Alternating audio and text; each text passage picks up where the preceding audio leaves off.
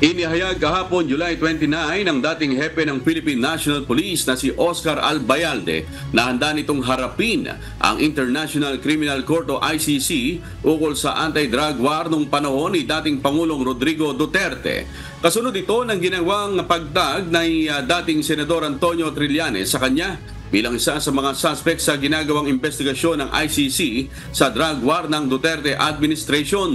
Kasama ni Albayalde sa listahan si Senator Ronald Bato de la Rosa, dating PNP chief at iba pang ranking police officials. Patuloy na sinusulong ng mga mambabatas na maimbitahan sa pagdinig ng Kamara sina dating Pangulong Duterte at Senator de la Rosa.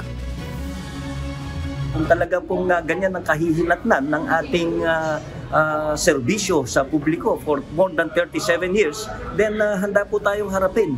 No? Talagang ganyan siguro ang pagseserbisyo sa public, no? Despite na nagserbisyo tayo for more than 37 years hanggang ako'y mag-chief PNP. Handa po nating harapin ng hamon na yan.